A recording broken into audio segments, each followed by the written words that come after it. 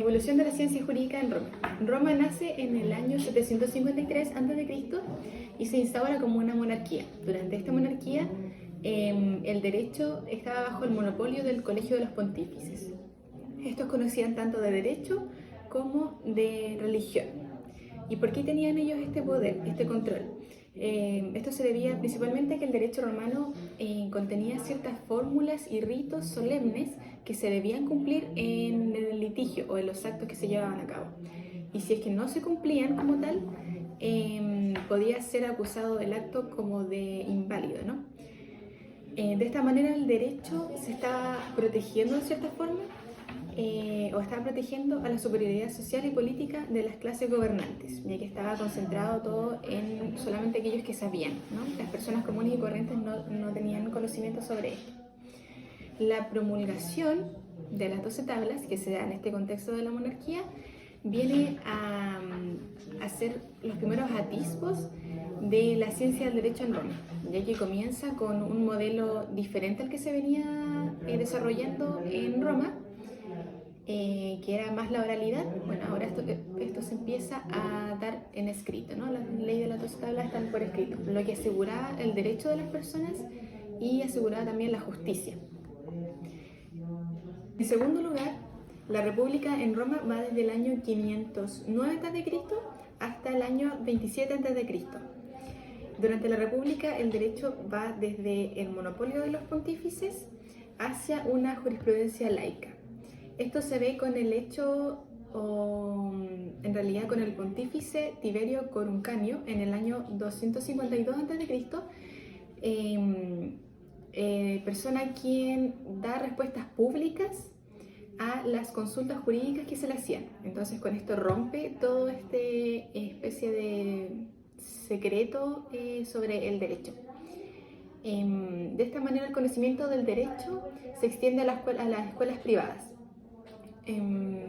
que lo cultivan por medio de las actividades que son el agere, el cabere y respondere, surgiendo así un jurisconsulto diferente al mero sacerdote que teníamos en la monarquía. Cabe destacar también que el saber del jurisconsulto se expresa en estas tres actividades que mencionamos anteriormente: el agere, el cabere y el respondere. Dentro de la actividad del agere, los juristas indican al litigante en el juicio la actio o la acción que debían presentar. Dentro del cabere precavían litigios futuros y dentro del respondere daban una sentencia o una respuesta sobre los asuntos litigiosos. En tercer lugar tenemos el Imperio en Roma. Esta época va desde el año 27 a.C. hasta el año 476 después de Cristo en Occidente y hasta el año 1453 después de Cristo en Oriente. En esta época los juristas se agrupaban en escuelas, que podía ser la escuela sabiniana o proculeyana. Ulpiano define la jurisprudencia como el conocimiento de las cosas divinas y humanas, la ciencia de lo justo y lo injusto. Y también agrega o le atribuye a la ciencia del ejercicio de la prudencia iuris la calidad de la ciencia práctica, al reconocer que aquella es la ciencia del discernimiento entre lo justo y lo injusto. Bueno, la máxima expresión del derecho, de la ciencia del derecho en Roma, se ve reflejada en el Corpus Juris Civilis, redactado entre el año 529 y el 534 después de Cristo, por orden del emperador bizantino Justiniano I y dirigida por el jurista Triboniano.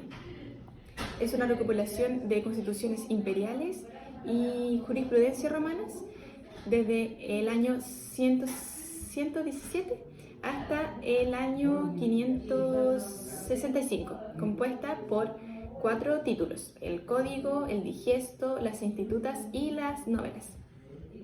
O medievo es el periodo histórico de la civilización occidental comprendido entre el siglo V y el XV. Su inicio se sitúa en el año 476, año muy importante ya que se efectúa la caída del Imperio Romano en Occidente, y su final es en el año 1492, año en el que Colón también llegó a América. Esta es la división temporal más extendida, pero también se conoce como año final de la Edad Media en 1453, año en que cayó el Imperio Bizantino y también se inventó la imprenta y se acabó también con la Guerra de los 100 años. Durante el fin de la antigüedad del Iuris Civilis se vulgarizó, mientras que en el Oriente se conservó una tradición culta. La mayor influencia que recibe a principios de la Edad Media proviene de los padres de la Iglesia Católica, quienes la desconocen. Desconocen esta legitimidad de la esencia del Iuris Civilis Romana por tener un origen pagano. Sin que se aluda directamente a su origen, se presenta una explicación del Iuris Civilis revestida de fundamento bíblico, pero en su esencia se mantendrá la misma ciencia. Así, también, se conforma un nuevo factor de integración de la ciencia, favorecidos por la base cristiana de los diferentes reinos, lo que permitió apreciar el derecho civil católico como derecho subsidiario de la legislación de los señores y reyes. También, en otro punto, el estudio del derecho durante el medievo está la integración dentro del trivinio, gramática retórica y la dialéctica, que son las proyecciones históricas de las ciencias practicadas también por Aristóteles. Entre ellas encontramos éticas, económicas y políticas. En cambio, el quadrivium se compone de las ciencias teóricas, que están la aritmética, la geometría, la astronomía y también la música. Pasando por otro lado, hablaremos de la modernidad. Dejada atrás ya la Edad Media, deviene el renacimiento de la cultura, de los aspectos cuyas características es relevante el desprendimiento del hacer científico del hombre con la Sagrada Escritura y la literalidad del digesto. Es así entonces como la ciencia avanzará por medio de la razón, comprendida esta vez como un método matemático, base de toda la concepción de la ciencia en la modernidad.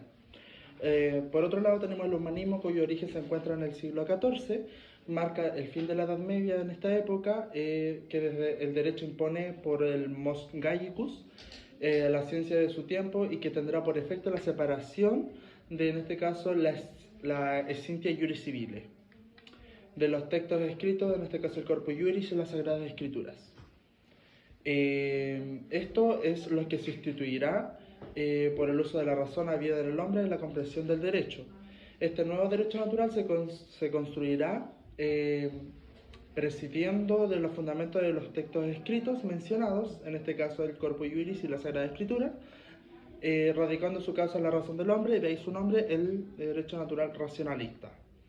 La razón que orienta la ciencia se representa en este caso como método matemático a partir de Galileo en 1564 al 1642, que cambia el concepto de scientia iuris civile en cuanto señala la matemática como el método, como el camino necesario para el conocimiento de la verdad.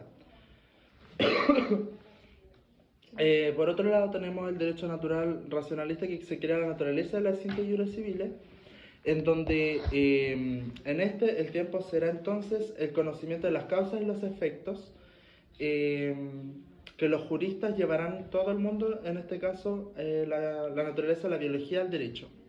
Así extendida la scientia iuris civile se expandió a todo lo que es el interés del hombre, sin límite alguno, en el cual se dice que todo es un derecho, puesto que el derecho es el medio para lograr las cosas de la vida de los hombres según se pensaba en esta época. Así también se puede mencionar que la scientia iuris civile vivirá una abstracción teórica.